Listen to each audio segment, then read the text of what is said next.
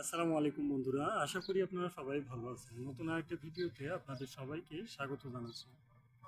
Saudi আরবের এই বর্তমান পরিস্থিতিতে যে সকল প্রবাসীরা সৌদিতে আসার পর অনেকটাই ধোঁকার সম্মুখীন হচ্ছেন, আপনারা অবশ্যই সৌদি আরবের ভিসা নেওয়ার ক্ষেত্রে যে বিষয়টা প্রথমে ভাববেন, সৌদি আরবের বর্তমান পরিস্থিতি অনেকটাই খারাপ বর্তমানে। আর এই খারাপ পরিস্থিতিতে অবশ্যই বুঝে শুনে ভিসা নিতে হবে। যদি আপনি বুঝে শুনে ভিসা না নেন, দেখা যাচ্ছে যে আসার পর অনেকটাই বেকায়দায় পড়ে যাবেন। তখন আপনার চিন্তা ভাবনা এরকম থাকবে যে আমি কিভাবে দেশে ফিরব, সৌদি আরব থেকে দেশে ফেরার রাস্তা কী। তখন কিন্তু আপনার মনের মধ্যে এগুলো আসবে।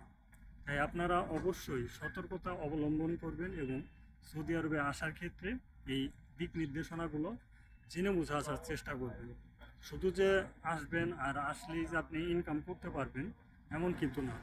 বর্তমান পরিস্থিতি অনেকটাই খারাপ, আর এই খারাপ পরিস্থিতিতে আসলে তখনই বুঝতে পারবেন, যখন আসবেন তখনই কিন্তু এই বিষয়গুলো বুঝতে পারবেন। বর্তমানে সৌদি আরবে কাজ খুঁজে পাওয়া যাচ্ছে না, থাকার জায়গার যে সংকটটা, এই সংকটটাও কিন্তু দেখা দিয়েছে। এই যে হাজার হাজার প্রবাসী সৌদি আরবে আসছে এতদিন, তাদেরকে কিন্তু থাকার জায়গার যে একটা বিষয়বস্তু থাকে, সেই বিষয়বস্তু কিন্তু দিতে হয় কোম্পানিকে। দেখা যাচ্ছে কোম্পানি দুই সাইড থেকে লাভ করে। আপনি কাজ করলেও কোম্পানির লাভ, আপনি কাজ না করলেও কোম্পানির লাভ। আপনি কিভাবে কাজ না করলে কোম্পানির লাভ, যেমন আপনার কাছে একটা ভিসা বিক্রি করেছে কোম্পানি, যেহেতু বিক্রি করেছে 4 লাখ 5 লাখ 7 লাখ টাকা খরচ করে আপনার কাছ থেকে এই টাকাগুলো হাতিয়ে নিয়েছে কোম্পানি। এখন আপনি যদি কাজ না করেন, সেই ক্ষেত্রেও কিন্তু কোম্পানির বিজনেস হয়েছে এবং দালালগুলোর বিজনেস হয়েছে। আর আপনি যদি কাজ করেন, সেই ক্ষেত্রেও কিন্তু তাদের একটা বিজনেস রয়েছে। মানে সাপ্লাই কোম্পানির সিস্টেমগুলো হচ্ছে আপনাকে 3,000 3500 4,000 রিয়ালে বিক্রি করে দেয়।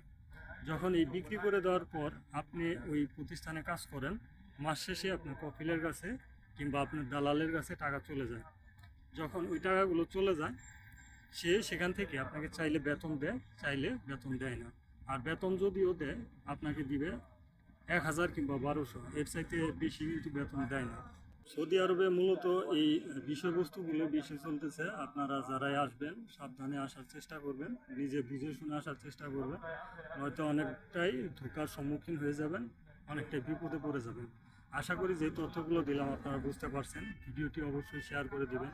হাজারো প্রবাসী রয়েছে এই তথ্যগুলো জানতে চায় কিন্তু জানতে পারে না, তাদেরকে জানিয়ে দেওয়ার জন্য আপনারা কিন্তু রয়েছেন। অবশ্যই শেয়ার করে দিলে তারাও কিন্তু এই বিষয়গুলো জানতে পারবে। সৌদি আরবের পরিস্থিতি অনেকটাই ভয়াবহ, এটা আপনি অবশ্যই তাদেরকে জানিয়ে দেওয়ার চেষ্টা করবেন এবং জানিয়ে দিবেন। ধন্যবাদ সবাইকে। সালাম আলাইকুম।